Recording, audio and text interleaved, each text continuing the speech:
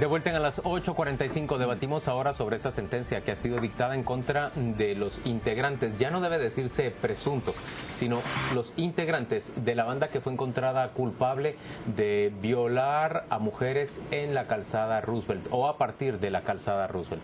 Se trata de sentencias que van desde 5 años hasta 108 años en el caso de la persona que fue encontrada con la mayor responsabilidad. Hay un hombre absuelto que se encontraba acusado y no se trata de una sentencia generalizadora, es decir, que haya visto a todos los acusados, a todos los imputados de la misma manera, sino que parece haber encontrado prueba suficiente o insuficiente en cada uno de los casos para condenar y absolver en uno solo a quienes se encontraban acusados. Me sorprende sobre todo que se le haya dado una sentencia distinta prácticamente a cada una de las personas, y me sorprende también algo que ya mencionaba Paola hace unos minutos antes de volver de la pausa, es que los jueces, los miembros del tribunal, han decidido que los fiscales, que durante varios meses no fueron suficientemente diligentes para investigar este delito, a pesar de que había ya denuncias, deben también ser procesados legalmente por negligencia y por falta de responsabilidad con su labor. A mí me llama mucho la atención porque de la banda hemos hablado mucho, hemos dicho que ojalá con esa diligencia se trabajaran los casos, pero resulta que la Fiscalía de la Mujer tenía este caso desde marzo de 2012. Y entiendo que fue 3 meses después que un caso en específico detonó toda esa investigación, que en tiempo récord capturaron a la mayoría de miembros de esa banda. La sentencia dicta que deben emprender investigación contra esos fiscales, 4, entiendo yo, que tenían bajo su mando la investigación y no había avanzado. A mí me parece relevante porque ¿cuántos casos en Guatemala no deberían de someterse a la misma revisión? Después de una sentencia, ¿quién fue el primero que la manejó? ¿De qué manera la manejó? Porque es que tuvo que pasar un caso que fue mediático, que se llegó hasta oídos del ministro de Gobernación el día que plagiaron a la muchacha, para que empezaran a darse cuenta que por lo menos había 14 mujeres. Y el Ministerio Público ya tenía, según lo que a mí me han informado, indicios de que era un patrón, era un grupo, no eran casos aislados, no era un violador. Y no actuó con la suficiente diligencia. Pero fíjate que creo que a mí también la sentencia me parece interesante por muchas más condiciones. Quisiera hablar de aspectos técnicos que no han quedado revelados en la cobertura de los medios de prensa, pero también aspectos humanos que salieron en esa audiencia. En aspectos técnicos me llama la atención dos situaciones. Es la primera acusación que se acepta sin identificación total ni precisa de las víctimas. Las víctimas fueron identificadas a través de números, desde víctima 1, víctima 2, hasta víctima 7, 8, 9 y 10. Eso es muy importante porque lo acepta no solo el juzgado de instancia, sino también el tribunal de sentencia. Entonces creo que se están creando las condiciones necesarias para reconocer esa valentía que tienen las mujeres de ir a sentarse a un juicio y reconocer a quienes fueron sus agresores. Eso es muy importante desde el aspecto técnico de la sentencia, pero también hay otro aspecto que Juan Luis señalaba cuando observas ese detalle, que todos han sido condenados de diferente manera. Fíjense ustedes, esta es una sentencia que no solo acepta esa no identificación de la víctima plena, sino también dicta sentencia bajo 2 filosofías jurídicas. La primera es la de la prueba directa, que tanto lo hemos discutido acá, pero la segunda también se basa en la teoría de los indicios. Es que si el perfil genético de uno de los acusados no estaba en todos los perfiles genéticos de la víctima, no significa que no participaron en la violación. Significa que a lo mejor estaban tomando las manos de esa víctima, reteniendo a las personas, pero habían sido reconocidos, por ejemplo, por las víctimas. Conduciendo el vehículo mientras la víctima la violaba. Y sobre todo que eso es lo que observan las juezas. Imagínate que nosotros o a través de los programas se suele colocar todo el peso sobre la prueba científica. Esta sentencia es una lección de que la prueba científica no puede ser ni debe ser tomada del todo concluyente. Ya ven ustedes todos los errores que se han cometido por preciarla demasiado.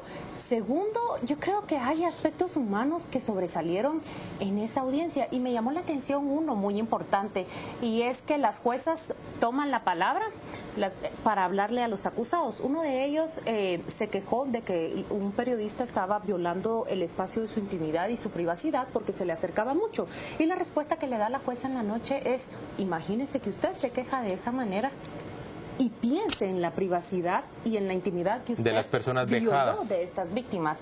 Y segundo, hay aspectos interesantísimos, y esto es quizás lo más humano. A mí me ha tocado escuchar, hay una grabación allí donde uno de los acusados, me parece que es el Nica, tiene una conversación con su madre y le dice, estuvieron a punto de agarrarme, fíjese, le dice. Y ella le contesta, ay, mijo, yo siempre le pido a Dios que no lo agarren, siga trabajando. Y las juezas hacen esa observación y llama a todos los padres de estas personas a cobrar conciencia del daño que están cometiendo los hijos. No sé, son aspectos que se salieron de toda la institución, de una sentencia. Viera, mamá, que voy a salir a violar a unas patojas, ahí regreso. O sea, las madres lo que piensan es de que trabajan de algo, como de vender carros. No, este no es el caso. ¿Tú crees que no, en la conversación telefónica está implícito que él le dice, estaba agarrando y por poco me agarra la policía. Porque yo estaba, creo que la condena somos... personalizada se ajusta al derecho normal, no tiene que sorprender. Es decir, tú puedes participar como violador, como cómplice, como encubridor, con unas circunstancias agravantes o atenuantes. Entonces, la personalización de la condena lo único que hace es desgranar realmente y situarte en el grado de responsabilidad que conlleva. Como vosotros habéis hablado muy bien de la condena, de los violadores y de las posiciones jueza, lo que esto deja en evidencia es algo, y empieza a castigarlo, y es la ineficacia del MP. Un MP, y tenemos el caso Sieca Visa, creo que esta semana, ¿verdad?, cumpliendo años. Claro, sí. Un MP que no lo hace bien. Y esta jueza, o este tribunal, evidencia cómo 4 investigadores del MP pudieron haber resuelto esto. Y otra cosa que se evidencia es que este caso se ha resuelto prácticamente, ¿qué?, ¿año y medio? Sí. Año y medio. Y llevamos... Un año.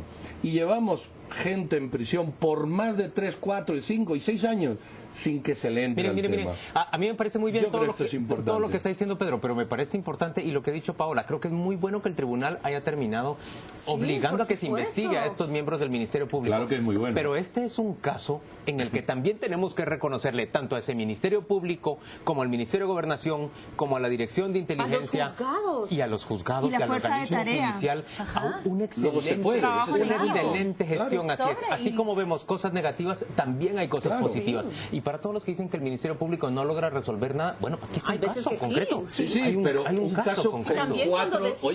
Con 4 fiscales procesados por haberlo hecho mal. Agárrate a la silla. Corrigieron sobre la marcha. 4. Pero tiene razón. Mala práctica fiscal se debería de llamar ese. Está bien, pero mala práctica de unos, pero de otros también ha habido evidencia suficiente para poner eso es innegable y fueron muy eficientes. En una semana ya tenían copados a todos y ya tenían identificada la estructura. Lo que pasa es que tuvo que haber una mujer mártir, un caso mártir para que eso se supiera y empezaran a actuar. Dejamos atrás el pasado entonces y nos vamos a lo que se viene. Esta semana es una semana muy alegre y prometedora para todos aquellos que gozan de ese beneficio que se llama Bono 14. El decreto 4292 cumple 21 años y fíjese usted la importancia que tiene esta semana para la economía guatemalteca. 3.5 millardos se mueven en nuestro sistema local e interno. Es el tercer pico que tiene la economía interna en movimiento de dinero. Vamos a escuchar a entrevistados que encontramos en la calle y que nos cuentan cómo reciben y qué van a hacer con ese bono 14. Solo ahorrarlo a una cuenta que tengo. Para unas cosas. E invertirlo en deudas, más que todo pagar deudas y lo que sobre del bono pues para comprar algunas cosas, ¿no? Pues más que todo ahorro, ¿verdad? Para más adelante poderle dar mayor valor. Así es. Ahorro para darle más valor. Se ha descubierto que apenas una minoría ahorra ese bono 14 y el resto de la gente lo usa para consumo. Para consumo de equipos de sonido. Yo lo que había oído es que una parte importante de estos bonos 14 lo que se usa es para pagar lo que se debe. También deudas. Es decir, deudas que se tienen contraídas.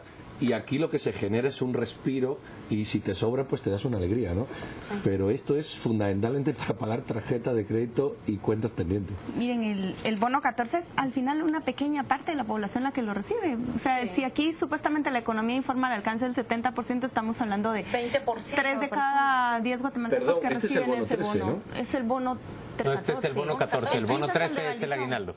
No, el bono 15. El bono 13 es el aguinaldo, Sí. el bono 14 es el que se da. Y el bono ¿Por qué 15 vamos en año es el que fiscal tendrías distinto? Digo si yo hubieran que el votado primer por bono Valdizón. del año debería ser el bono 13 Fue Jorge y el Serrano último Elías. bono del año debería ser el Fue bono Jorge 14, Serrano ¿no? Elías, bajo cuya presidencia se terminó, la legislatura terminó aprobando el bono 14 en lugar de aprobar la compensación indemnización, retroactiva, sí. la Pero- Ese indemnización fue el presidente universal. Ese es el Y presidente el que ponga el bono 15 el también que- le puede pasar lo el mismo. que Importante lo que después- recuerda Juan Luis ahorita, porque Bueno, se cambió ese bono 14 el por la presidente ley de que indemnización aprobó el universal. aguinaldo también tuvo que salir temporalmente También por de digo que cada Guatemala. presidente que ha Así puesto es. un bono está o Ya ven cómo lo procesado, o está huido, No, o está o ha pendiente tenido del que proceso, salir ¿no? por un tiempo y Solo volver. déjenme terminar. El bono 14, que lo recibe tan poquita gente, propicia que todo ese grupo delincuencial que anda robando en la calle pida también su tajada.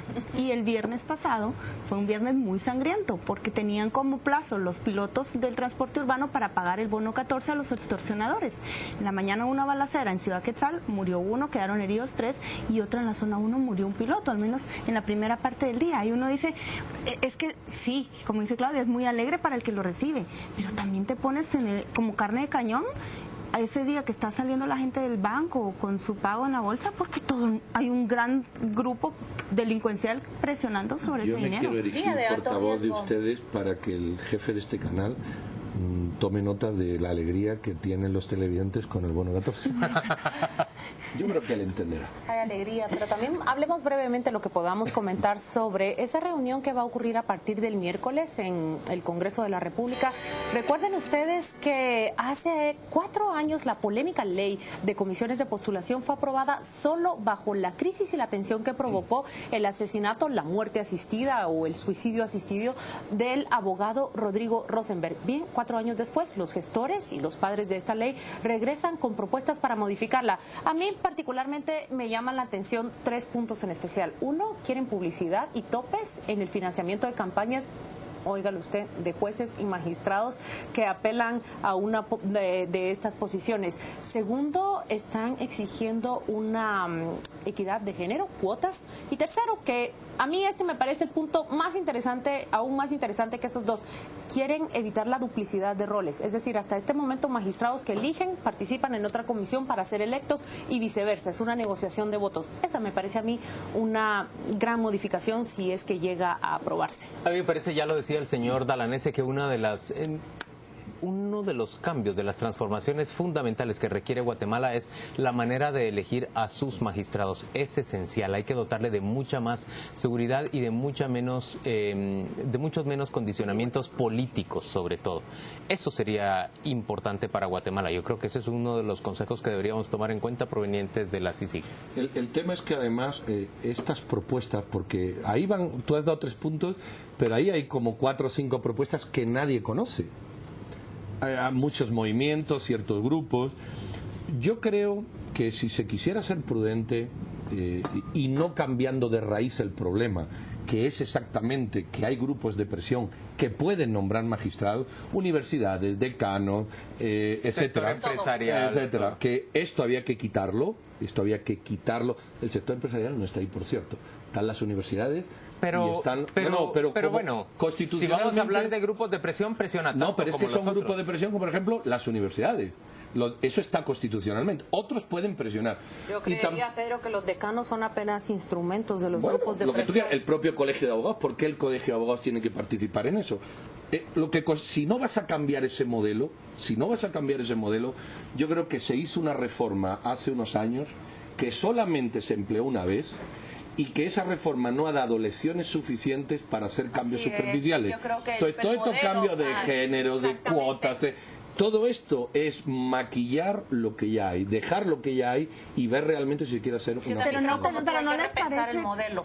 No es El modelo es únicamente importante, modificar. pero cuando hablan de cambios como que el financiamiento de sus campañas sea transparente, que las quejas contra los candidatos no sean anónimas, que se firmadas por gente que dice sí, yo no Suena creo que ese razonable candidato. todo eso. Y cuando Suena habla, razonable, sí, sí. suena razonable. Pero al final, Vamos a yo la creo que pausa es el comercial modelo y ya que está agotado. Vamos a la pausa comercial y volvemos dentro de muy poco.